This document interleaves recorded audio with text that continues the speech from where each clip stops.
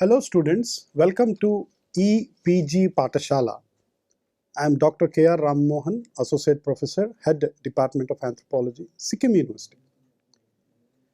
Today we are going to discuss a module on the contribution of religious and spiritual leaders and reformers. This module comes under the paper Indian Anthropology. So before we begin this module, let us see what are the learning objectives.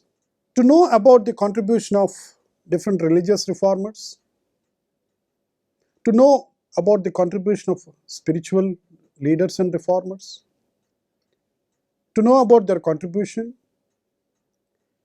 and to know about their works done in different parts of the country, north, south, east, west. Now we are all aware and we know that India has been a home for numerous sects, mostly religious sects. There are many groups, and these social groups have customs, they have their own individual practices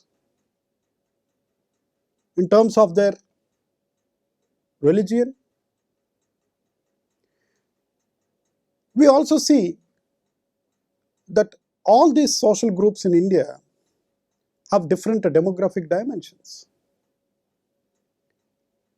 Hence, India represents mostly differences which is observable in people's cultures. Despite there are many differences among all the groups, there is a shared heritage.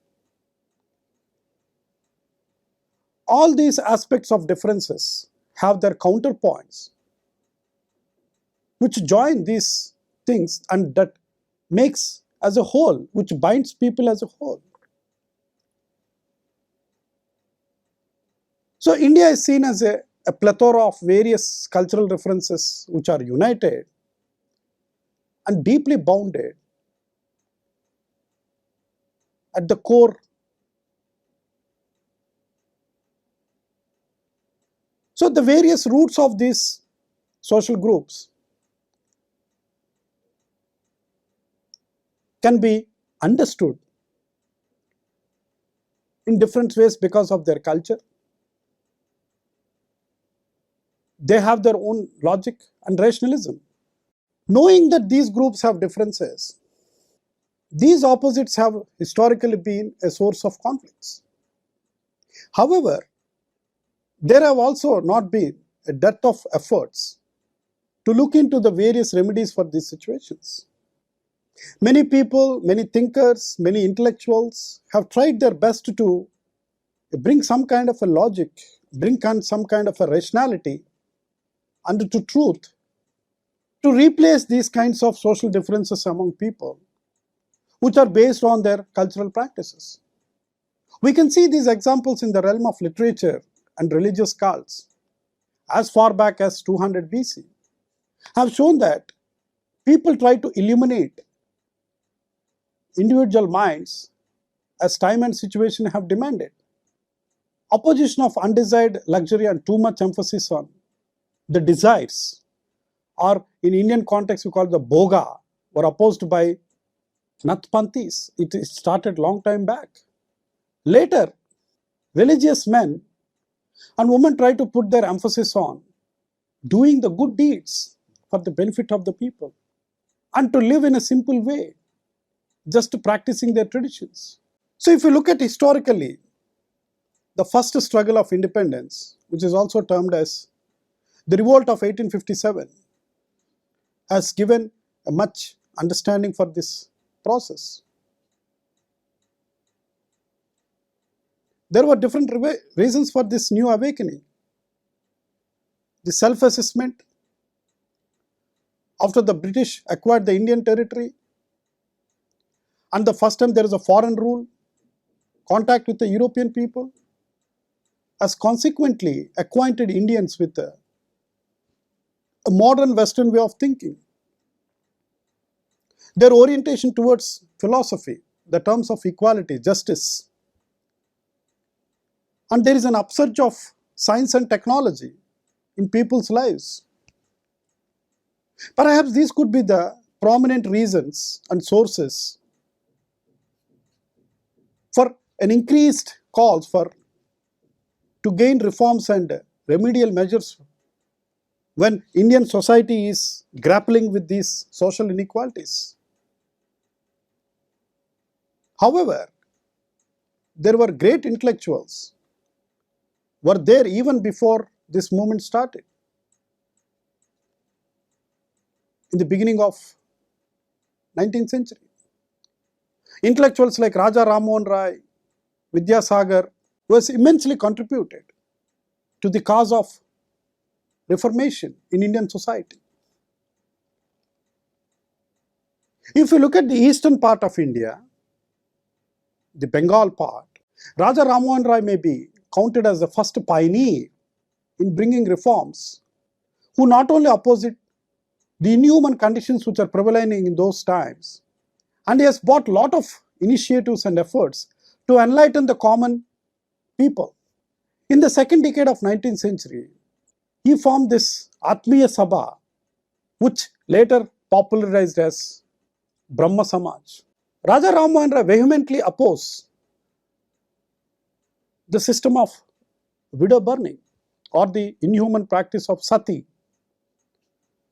which fundamentally cuts the human rights, which fundamentally opposes human dignity to live in the society.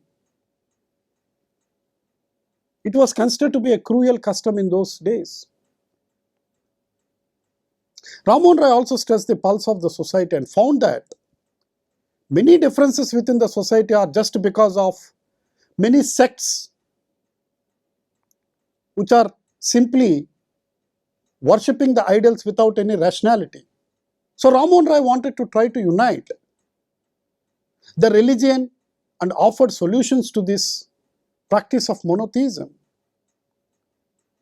so that everyone can practice one kind of worship, while simultaneously is putting thoughts on Western education and science. So Raja Rammohan Rai propagated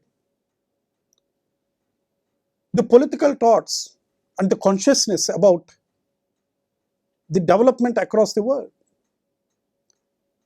With his sincere efforts, a ban on sati was put by the government.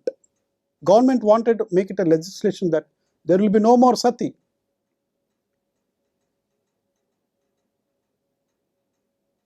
Another such leader in this process was Isar Chand Vidyasagar, who led an exemplary life and propagated that widow remarriages and women's education. Vidyasagar opened as many schools and other institutions so that girls can come and take education, which was not there before. Women were not allowed.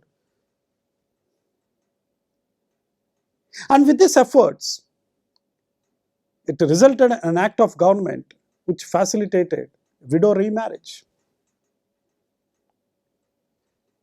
Vidyasagar's main contribution was towards uplifting the status of women, which denied many opportunities in the social and public sphere.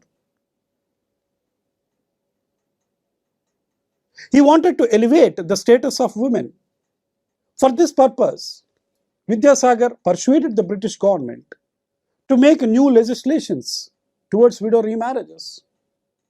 And hence, the Widow Remarriage Act of 1856 came into Indian society, which gave complete rights to widows to marry again and to lead a decent life, which can live with dignity.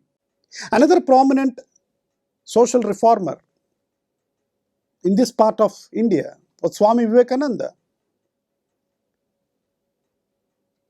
who was basically inculcated into religion and the cult of Kali, that to bring revolutionary ideas He announced that all sorts of differences like untouchability, caste system, untruth should be banished.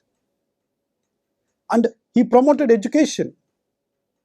And he pointed out that there are certain socio-political weaknesses which are hindering the developmental thinking process. He preached the whole concept of humanism, which is the highest form of philosophy for Swami Vivekananda, that all religions had promoted humanism. So he wanted to say that the truth and humanism are important in your religious practice.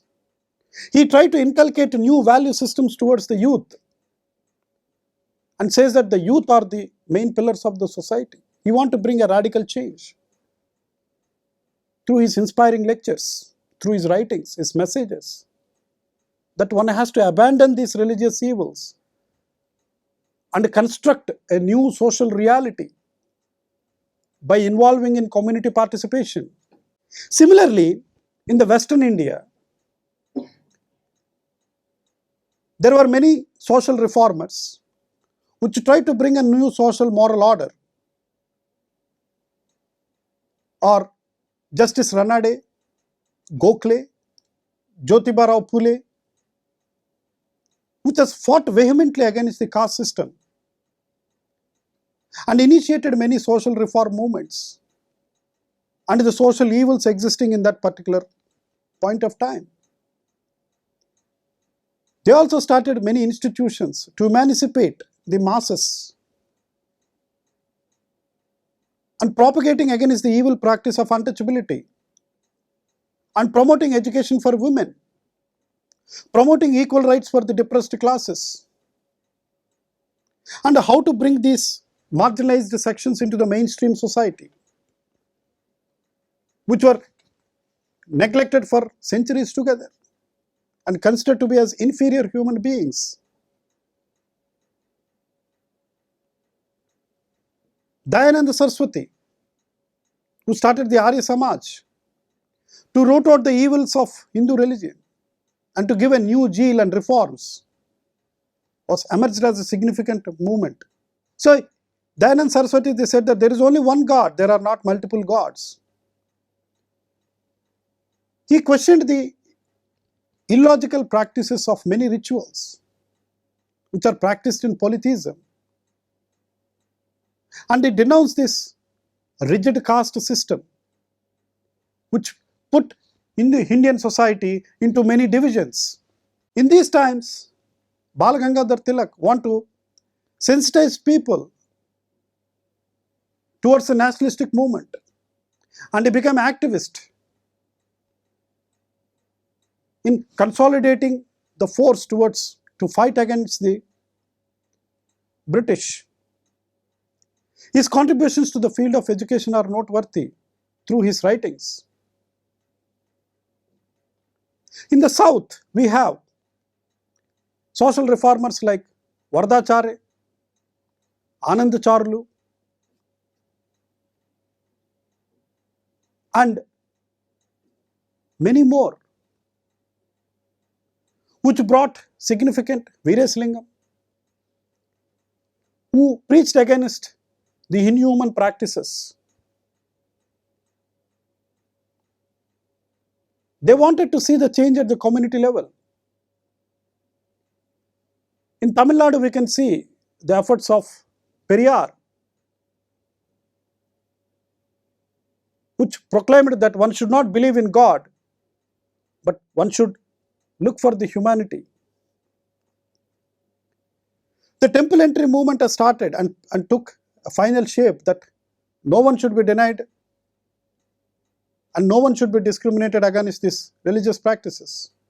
Similarly, we can find many social reform movements in the northern part of India, and particularly the contributions of Sir Syed Ahmad Khan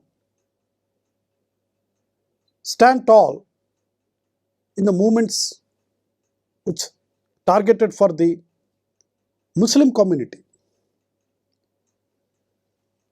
Kant's main opposition to stop the social evil prevalent in that community, and he wants to bring and evoke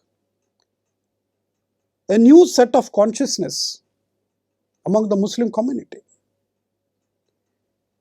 Kant was very famous for his contribution to the field of education. In 1862, Kant founded a scientific society to translate all the English books into the local language Urdu, so that all the masses can read and benefit and understand the spirit of science, the spirit of modern ideas, values. He wants to sensitize these Muslim community through his translation works. He also started an English Urdu journal through which he wanted to propagate and spread the ideas of modernism and social reform. He wanted to bring a radical change among the Muslim community, to shun some of the old practices and to bring a new outlook towards humanism. With these initiatives, he established this Mohammedan Oriental College, where everyone can come and study the modern education, learn science, technology, which is good for the human development. And today we have the same college as Aligarh Muslim University, which is creating the needs of higher education at a large level. In 1862, Kant founded a scientific society to translate all the English books into the local language Urdu, so that all the masses can read and benefit and understand the spirit of science, the spirit of modern ideas, values. He wants to sensitize these Muslim community through his translation works. He also started an English Urdu journal through which he wanted to propagate and spread the ideas of modernism and social reform. He wanted to bring a radical change among the Muslim community, to shun some of the old practices and to bring a new outlook towards humanism. With these initiatives, he established this Mohammedan Oriental College, where everyone can come and study the modern education, learn science, technology, which is good for the human development. And today we have the same college as Aligarh Muslim University, which is creating the needs of higher education at a large level. So Kant's main idea was to bring a modern outlook among this community. He wanted to prepare the new generation with this broad outlook. Hence this intellectual movement is called the Aligarh movement, which brought significant changes. Other leaders are equally important in this part of India are the Madan Mohan Malviya, Anne Besant, who started this Theosophical Society. She wants to bring the humanist principles. Lala Lajpat Rai, Maulana Abdul Kalam Azad, to name a few, were at the vanguard to promote women's education. They thought that women's contribution is immense, and they are in opposition to all the evil customs which are hampering the social development, the scientific spirit, the human spirit, which is crippling the nation at that point of time. So these leaders took up the reforms as a part of their political activities, as they thought of that reforms are nothing but as an ongoing process, inseparable from political life. And they want to bring these changes in all aspects of social life. One cannot delineate their reforms mostly through political, but they have more reflections towards the ordinary social process. During this time, one of the greatest intellectual in Indian society, Dr. Bhimrao Ambedkar, all through his life, socially as politically, kept fighting against the social evil of Indian society. And Ambedkar's major contribution in eradicating the social evil and fighting for the rights of the untouchables and the other deprived classes in the society. So at the time of preparation, the government of India in 1999, he advocated for the separate electorates for all the untouchables and other lower caste Hindu people. Ambedkar demanded that a policy of reservation for such communities, they can be incorporated into education, employment, and the political spheres. Ambedkar wanted to propagate his vision, his ideas, his reformation policy through various publications like Mook Nayak, Bahishkrit Bharat, a periodical to create awareness among all the masses who are discriminated against through the caste system, to fight for their rights and to become citizens of this country.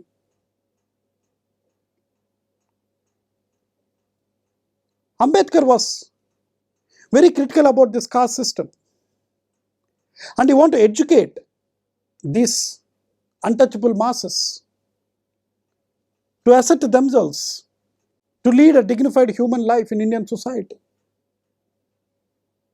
So Ambedkar started these public movements against the discrimination faced by these people who are labeled as untouchables. And he wanted to see that there should be no discrimination, even a small public service like public water resources. And he burned this manuscript of Manusmriti, which is a moral text of the Hindus, which gains much importance to perpetuate the caste system, that upper caste have more privileges and lower caste have no privileges. And it is the moral guide, the duties prescribed in this text. So in 1932, when the third roundtable conference in the UK, where Ambedkar participated,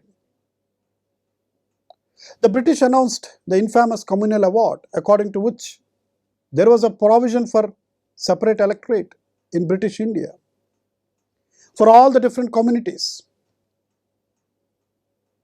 Thus, the untouchables became a separate electorate. It means that for election to the seats reserved for untouchables, only those sections of the people can vote for. So after long discussions between Ambedkar and Congress leaders, the Pune Pact reached in 1932, according to which the system of separate electorate was abolished, but reservation of seats to depressed classes remained the same. Hence now the untouchables would not be a separate from Hindus because these seats were reserved for them. So it was a major step in recognizing the political rights of the untouchables within the fold of Hindu social order. On similar lines, the Constitution of India in 1950 gave benefits to reservations to both scheduled castes and also to the scheduled tribes. During this time, along with Ambedkar, Mahatma Gandhi remained at the helm of political affairs. Since early age until his death, he fought for the migrated workers, the rights against the apartheid in Africa. And later when he came to India, he started fighting for freedom struggle to bring independence to India from the British rule. Gandhi's approach was broad and his political ideology was very unique.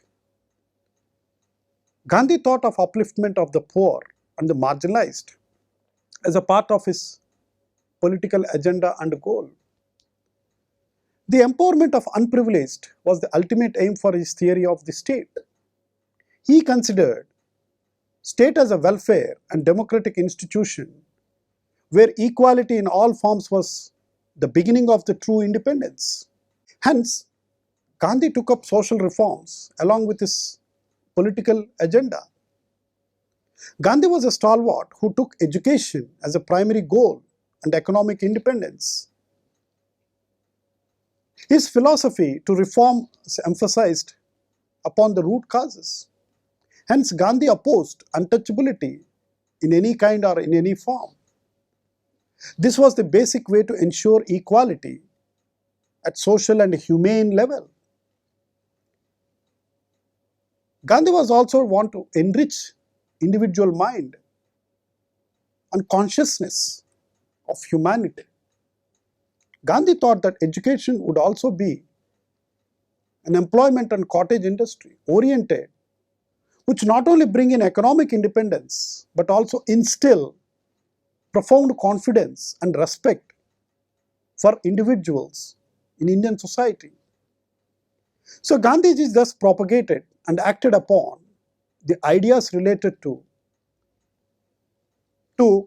stay off, not to practice the prevailing social evils. And his whole agenda was to uplift the status of women. Many people think that Gandhi was only a political thinker, but knowing all these things, we can say that Gandhi is a profound social reformer and he wants to bring social change in Indian society through his constructive programs. To summarize, how the reform movements starting from 18th century and 19th century brought several common things. All the reform movements has propagated that the idea of one God and the basic unity of all religions is to unite humanity, unite all the people at the core level. Thus, these social reform movements wants to bridge the prevailing gulf, the social gulfs, the artificial gulf between caste groups, between religious groups, and between other social aspects. All the reformers has attacked the control of the priesthood, the meaningless rituals, the idolatry worship, and they want to propagate the spirit of humanitarianism, the core of being humane. And these reform movements were expressed and attacked that perhaps the root system is only the caste system, and they want to abolish the forms of child marriage. All the reformers wanted to give immense empowerment to women's education. They thought that women's contributions are significant and they want equal rights and status in the society. Most of the reformers were against the form of untouchability, which is very human. They considered this inhuman practice should be abolished, where dignity and equal rights to given to all the lower caste people. Hence, the core of these reform movements has fostered the principles of self-respect, self-reliance, self-dignity, independence. While not only propagating these ideas, one could also see through this nationalistic movement against the struggle for British, a spirit of patriotism has been inculcated. Even in the post-independent India, many social reformers have followed. The likes of Vinoba, Baba Amte, many have tried to bring certain reforms through the form of their activism. They want to root out these age-old practices which are creating social engulf between communities, between individuals. It is to bring an organized society, a society which is considered to be as a whole, where all the social problems can be rooted out, comes with alternative measures towards a developing society. A society where equality, fraternity, common living, Individual rights are respected despite many identities. Thus, we can see that these reformers had brought significant changes in awakening the people in all aspects of life.